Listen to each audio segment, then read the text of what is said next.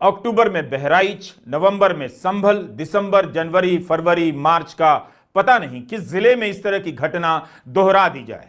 कई बार लगता है कि उत्तर प्रदेश को लंबे समय के लिए सांप्रदायिक माहौल में झोंकने के लिए तैयार किया जा रहा है।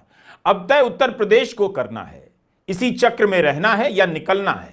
इस तरह की घटनाएं उत्तर प्रदेश के बारे में क्या कह रही हैं? क्या यूपी कभी इस पर सोचता है? हमारे सामने भी कम चुनौती नहीं है।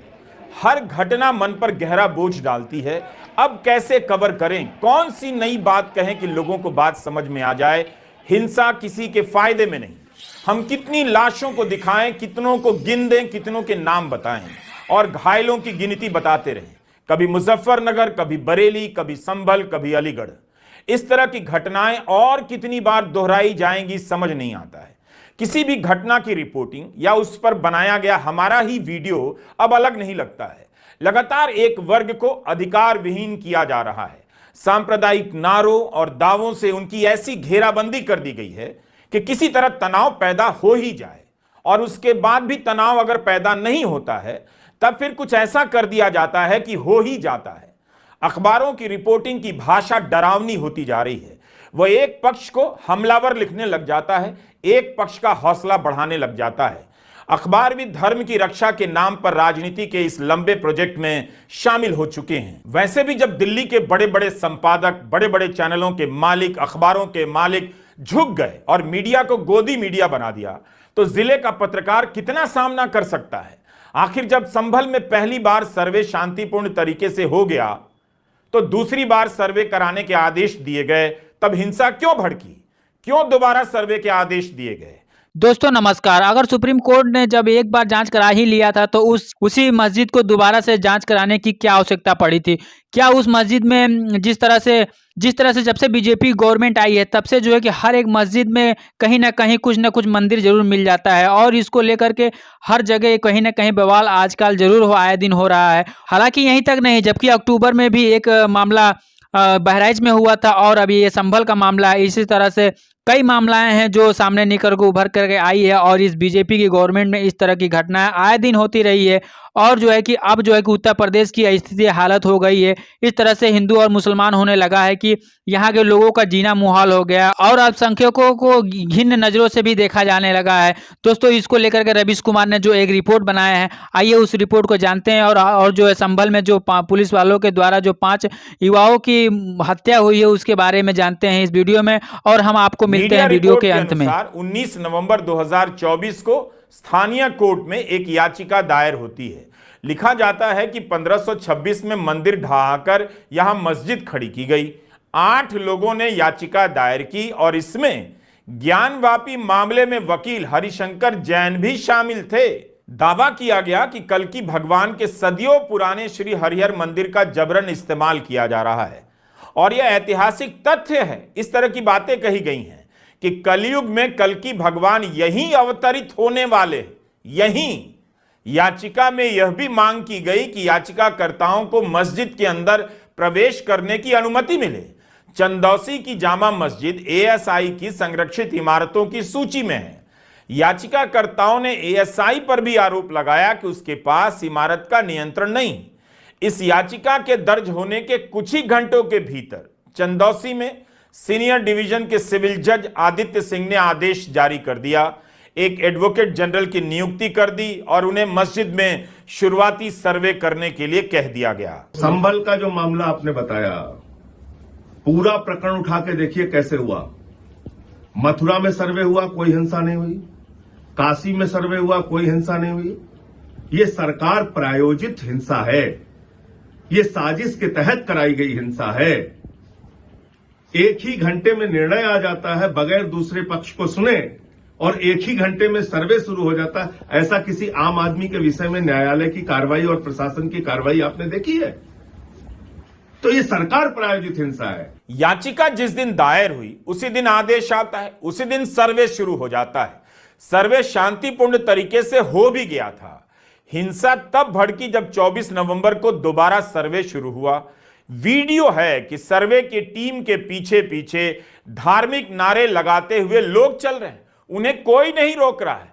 उनके हौसले को देखकर लग रहा है इनका इरादा क्या था। ये कौन लोग थे? क्या ये भी सर्वे की टीम का हिस्सा थे? क्या इनकी कभी जिम्मेदारी या भूमिका तय हो पाएगी? क्या ये लोग भड़काने के आरोपी नहीं हो सकते हैं? लगता है बीजेपी का पेट अभी मणिपुर से भरा नहीं है और इसीलिए बीजेपी ने पूरे देश को मणिपुर बनाने की ठान ली है।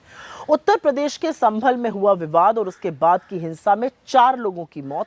योगी आदित्यनाथ की सरकार, उनके प्रशासन, उनकी पुलिस की ही कामयाबी नहीं है, बल्कि मुसलमानों के खिलाफ उनकी नफरत का सीधा सीधा नतीजा है। जिस तरीके से खाकी वर्दी पहनने वाले चिल्ला चिल्ला कर कह रहे हैं गोली चला बे, जिस तरीके से सर्वे करने वालों के साथ नारेबाजी करती हुए एक भीड़ चल रही है, ये सारी बातें इस ओर इशारा करती हैं कि षड्यंत्र के तहत पूरा मामला रचा गया है। एक पैटर्न है और ये एक सेट पैटर्न है, जहां सुर्खियां बटोरने के लिए, टीवी पर आने के लिए कुछ लोग लोअर कोर्ट में अपील डालेंगे, फिर ऑर्डर आ जाएगा, मस्जिदें खोदी जाएंगी, बवाल होगा और बीजेपी अपनी राजनीतिक रोटियां सेकेगी। लेकिन जिन लोगों की जान जाएगी उसका जिम्मेदार कौन है? याचिका दायर होने के तुरंत बाद सर्वे का आदेश जारी होता है। संभल में तनाव का माहौल बन जाता है। इसे लेकर कई लोग सवाल उठा रहे हैं। यह देखने का काम हाईकोर्ट और सुप्रीम कोर्ट का है। मीडिया में सर्वे का आदेश देने वाले जज की टिप्पणी छपी है कि यदि प्रश्नाधीन स्थल के बारे में अदालत के समक्ष रिपोर्ट प्रस्तुत की जाती है तो अदालत को मुकदमे का फैसला सुनाने में मदद मिलेगी। इसलिए न्याय के हित में आवेदन 8C को इस शर्त के साथ स्वीकार किया जाता है कि सर्वेक्षण के समय नियुक्त अधिवक्ता आयुक्त को पूरी कार्रवाई की मौके पर फोटोग्राफी और वीडियोग्राफी करानी चाहिए। सर्वे को लेकर निचली अदालतों की भूमिका और आदेशों की इन दिनों बहुत चर्चा हो रही है। संभल में नईम अहमद, नुमान, कैफ, बिलाल अंसारी की हत्या हो गई। बहराइच में राम गोपाल मिश्रा की हत्या हो गई। संभल के हिंसा में 5 नौजवान मारे गए। कब तक यूपी के नौजवान इस पागलपन की आड़ में मारे जाते रहेंगे? क्या यही इस हिंसा के दोषी थे? इनकी तो जान चली गई हमेशा हमेशा के लिए। पुलिस के लोग भी घायल हैं। इन मामलों में प्रशासन की भूमिका को लेकर कई गंभीर सवाल उठ रहे हैं। लेकिन कब आपने सुना कि प्रशासन की जिम्मेदारी तय हो गई? बहराइच में या संभल में या कहीं और? कभी नहीं तय होती है।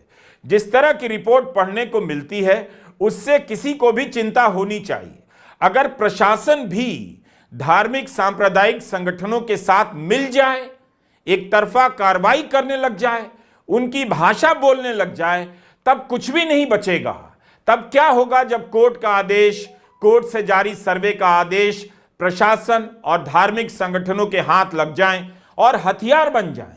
नेता प्रतिपक्ष राहुल गांधी और अखिलेश यादव के बयानों में प्रशासन की भूमिका पर यूं ही हताशा नहीं झलक रही।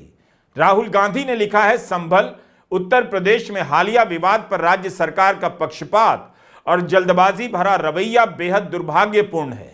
हिंसा और फायरिंग में जिन्होंने अपनों को खोया है उनके प्रति मेरी गहरी संवेदनाएं हैं। प्रशासन द्वारा बिना सभी पक्षों को सुने और असंवेदनशीलता से की गई कार्रवाई ने माहौल और बिगाड़ दिया और कई लोगों की मृत्यु का कारण बना, जिसकी सीधी जिम्मेदार भाजपा सरकार है। भाजपा का सत्ता का उपयोग हिंदू मुसलमान समाजों के बीच दरार और भेदभाव पैदा करने के लिए करना न प्रदेश के हित में है न देश के। मैं सुप्रीम कोर्ट से इस मामले में जल्द से जल्द हस्तक्षेप कर न्याय करने का अनुरोध करता हूं। अखिलेश यादव लिखते हैं कि सर्वे के नाम पर तनाव फैलाने की साजिश का सर्वोच्च न्यायालय तुरंत संज्ञान ले और जो अपने साथ सामाजिक सद्भाव बिगाड़ने के उद्देश्य से नारेबाजों को ले गए उनके खिलाफ शांति और सौहार्द बिगाड़ने का मुकदमा दर्ज हो और उनके खिलाफ बार एसोसिएशन भी अनुशासनात्मक और दंडात्मक कार्रवाई करे। उत्तर प्रदेश शासन प्रशासन से ना कोई उम्मीद थी ना है। ये दुखद है जो घटना हुई है। हमारे सांसद जियाउर रहमान जब संभल में ही नहीं थे और उसके बावजूद भी उन पर FIR दर्ज करना, ऐसा उदाहरण कभी किसी को मिला होगा देखने को, सुनने को? एक पुलिस अफसर ये कह रहा हो कि नेता बनना छोड़ दो, नेताओं का सहारा लेना छोड़ दो, किसके लिए भाषा थी वो? और मैं ये कहना चाहता हूँ, हालांकि सब जानकारी आपके पास है, दुखद है कि नईम जैसे नौजवान की जान चली गई, बिलाल की जान गई है, रोमान की जान गई है, कैफ, अयान और इसमें से कुछ कम उम्र के भी हैं। मुझे याद है जब मैं लखनऊ में प्रेस कर रहा था, उस समय जो जानकारी थी और जो जानकारी छिपाई जा रही थी, जब वहाँ पर लोकल स्तर से जानकारी हासिल हुई, तब मैंने कहा कि नईम की जान गई है और पुलिस की गोली से गई है। आप लोगों पे सब वीडियोस हैं, आप लोगों पे जगह जगह से वीडियोस मिले हैं, कवरेज है पूरा का पूरा कराया गया ये दंगा है।